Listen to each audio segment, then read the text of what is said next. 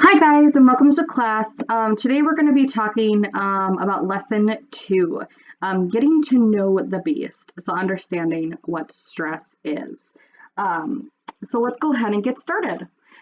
So what you're going to be learning today is you're going to be able to describe the physical manifestations of stress and the reactions to who we are. We're going to be able to explain the relationship between stress levels, health, and performance. You're going to differentiate between and provide examples of three different kinds of stress situations, and then identify the cultural norms surrounding the management of stress. So, how do we define stress? What is the definition? Well, if we kind of talk about stress, there's a lot of different things that people can define it. Stress can be seen, it can also be things we don't see. And a lot of different variations can cause us stress. So let's talk a little bit of how we define stress and how we kind of separate it out to kind of give us that definition. But we also need to know the difference between stressor and stress reactions. This all includes and encompasses that definition of stress. So what is the difference? Well, let's talk about that. Stressor. The stressor is known as a trigger. Basically, what sets it off.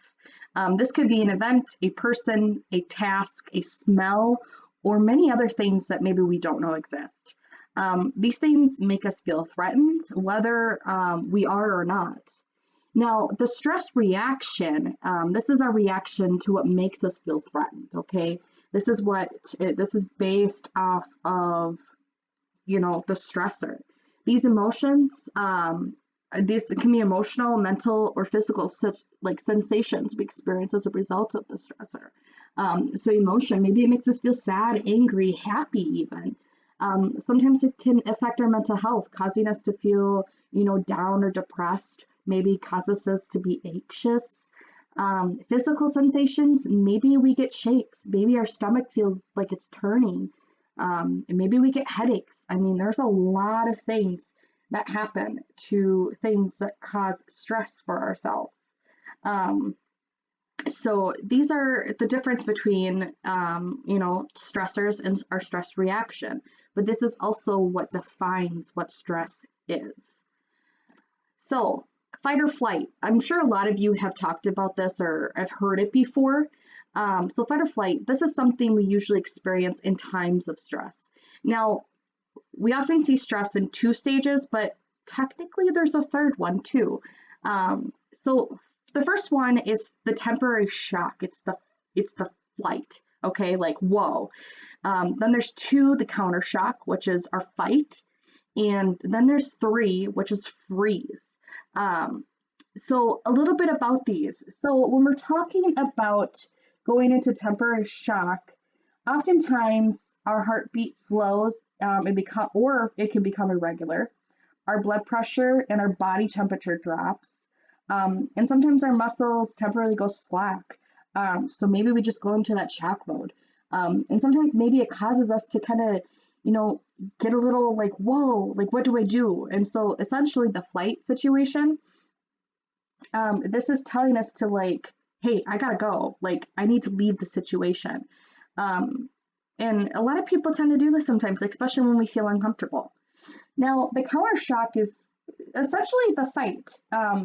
So this is actually reversed of kind of what we talked about.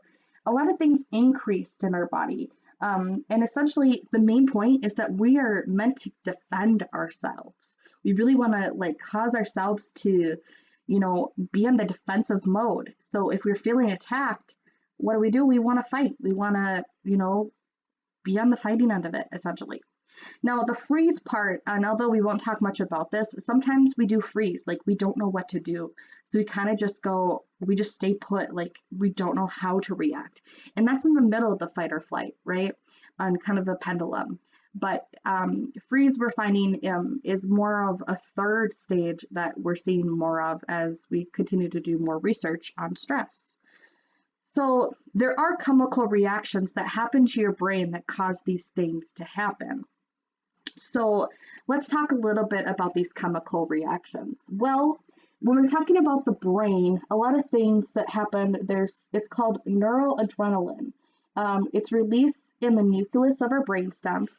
So back here, if you can see my arrow, it's kind of back here at the back of our brain. This essentially travels quickly through the brain and down through our spinal cord. So the back, in the back, so in your spine. Basically, it causes our nerves and our heart to start beating fast. It could also stimulate our adrenaline glands and basically produce more adrenaline. So, and if you don't know what adrenaline is, it's kind of the thing that causes us to get excited or that thing to make us nervous. So maybe like if you're excited, if you've ever watched football like I do, and whenever we play the Packers, my adrenaline's spiking. I'm like, oh my gosh, we're playing the Packers. And usually those games we're neck and neck. So, the adrenaline's high because we want to win the game. So that's kind of how the chemical reactions work in our brain and how it works in our bodies. So let's look a little bit more of some of these things. Our brain, we have difficulty concentrating. We cause anxiety, depression, irritability, our mood, and sometimes our mind goes foggy. Like maybe we forget things. Sometimes stress can really impact how our brain works. Cardiovascular, so that has to do with our heart. Sometimes it can increase our cholesterol. It causes us to have high blood pressure. And actually, when we have high stress, it can impact our hearts and have a heart attack or cause a stroke, which is essentially that goes kind of to your brain. The next thing is your joint and muscles. It can increase inflammation, tension, aches and pains, and muscle tightness. Usually it's because your body is kind of, you get tight, your body gets tight, so your muscles are, used to feeling tight, so it can cause aches and pains. Our immune system, when you're stressed, it affects our immune system. It lowers our immune defenses, and this is why people tend to get more sick. We're more at risk. And unfortunately, what happens is our immune system sometimes doesn't have the ability to recover. But also, in some good cases, it can increase our recovery time because our body is maybe used to the stress we have. So now our bodies are able to recover a lot better. Our skin, when we're stressed, some people like pick at their hair or pick at their skin. So it can cause, hair loss. It can cause brittleness. Our nails, maybe we bite our nails, acne. This happens a lot. It's not just puberty sometimes. Sometimes it's legitimately the stress you're feeling. And sometimes tissue repair, it causes issues. Our gut, sometimes we get constipation, indigestion, bloating, or discomfort, like our stomach hurts. If you've ever been stressed or maybe like anxious about something, your stomach may feel uncomfortable, right? You might feel like, oh, I don't feel good. And it's probably because you're stressed or you're anxious about something. The other thing is reproductive system. So although this can be an uncomfortable topic to talk about, essentially, it can decrease our hormone production, decrease our libido. It can increase in PMS symptoms. So for women that go for premenstrual symptoms, sometimes it's cramping. Sometimes it has to do with maybe women get their periods more often when they're stressed. Hormone production. This also impacts actually our skin and our acne, and maybe how we feel too. So stress impacts our whole entire body and impacts our health overall. Sometimes it can be positive, and sometimes it can be negative. And we're going to talk a little bit more about how we can learn life skills as we continue through our unit, so we can manage our stress and make it more of a healthy way. So our perspective or perception on the severity of stress. Well, there's some factors. We feel control over the amount of type of stress we have, and then receive advance warning about dangers or pain. And then there's types of situations. So these are factors, and then these are the types. So the types are foreseeable and avoidable, unforeseeable and unavoidable, and foreseeable and unavoidable. They all sound the same when you say it that fast, but we're going to go through each one so you have a better understanding of what they mean. So foreseeable and avoidable. This type of stress can be foreseen and it can be avoided. For example, on a roller coaster ride, you know that if you're looking at a roller coaster and it's going to go upside down, you can see that it's going to go upside down. And if you know that you're going to get sick by going upside down, you can avoid those types of roller coasters, right? Other things is like blind dates. We know that we're not going to know somebody and we know that it's going to make us feel uncomfortable, but we can easily avoid them. The other one is like drinking or using drugs. Now, here's the thing. Everybody in your life is going to have exposure to this at some point in time. There's no two ways about it. The thing is we know it's going to happen, but how we choose to go about it is up to you. So, for example, you're not allowed to smoke or drink until you're 21 in the state of Minnesota. So, therefore, you know for a fact that if you are exposed to this, you know it's against the law to do this. So, you can avoid doing these things because you can see it happening. Now, when you get into situations and maybe illegal drugs where you don't know what those are, at least you can be aware of it and know how to avoid it and say no. Again, all of these things are foreseeable and avoidable. Now, let's talk about the unforeseen and the unavoidable. Now, these are stressors that are neither things we can see and we cannot avoid.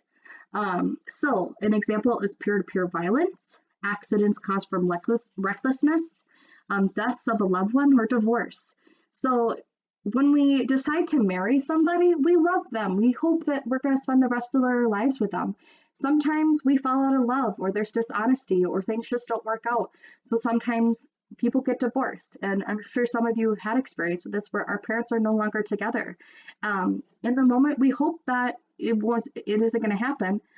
Therefore, it's unforeseeable, and sometimes it's unavoidable. Death of a loved one, right? So especially like our grandparents, we don't know when it's going to happen, and therefore we can't really avoid when it's going to happen. Especially like accidents from recklessness. So texting and driving, right? We know that texting and driving can cause accidents, but we don't know when it's going to happen, and it's unavoidable when these happen. Accidents, and it's recklessness, right? So being reckless while driving causes accidents. So it's something that is unforeseeable and something that's unavoidable. This can be kind of a controversial one, but these are basically some of the main things that we see for unforeseeable and unavoidable. Now, foreseeable and unavoidable. So it is foreseen and it's unavoidable. So things we know that are going to happen but cannot avoid. So for example, taking a test, first dates, job interviews, or changes in our appearance as we go through puberty. Now, as we know, we all have to take tests in our lives. We know they're going to happen, and we know we're going to have to do them. So we see that they're going to happen, but we can't avoid it because we have to get grades. We have to be able to measure how we learn. Job interviews. You're going to need a job in the future, and in order to get that job, you have to do an interview to get that job. It's foreseeable, something that you know is going to happen, but you can't avoid it because you have to do it. Puberty is one of the most uncomfortable topics, but we all go through it, and it's our changes in our appearance, whether it's acne, changes in our bodies, maybe hair growth.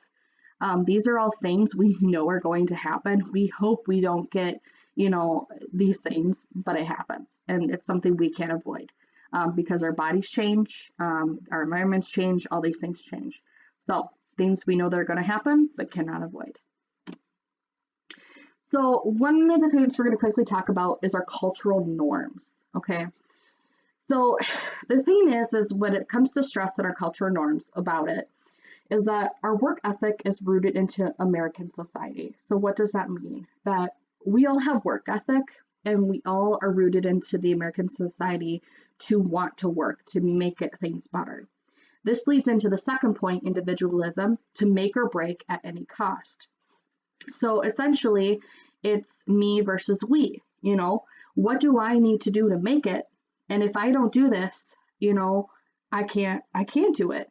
So essentially, we're kind of our culture norm is that we need to be successful at any cost. And sometimes it can hurt the people around us. And I think that's one of the hard parts in our cultural norms is our individualism. And we forget about the costs. The other thing is competitive spirit, that plays into our economy.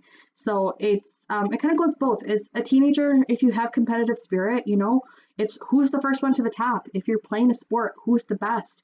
You could only have one quarterback on a football team. You can have a backup in case that person gets hurt, but it's about who's best. This plays into our economy. So the money system as we get older is, who's going to make the most money? How are we going to support our ways of living? And, sometimes we sacrifice our wants and our interests in order to make that money. And sometimes that causes us stress, and sometimes that plays into the stress we have. These are very much of our cultural norms that we see on a day-to-day basis.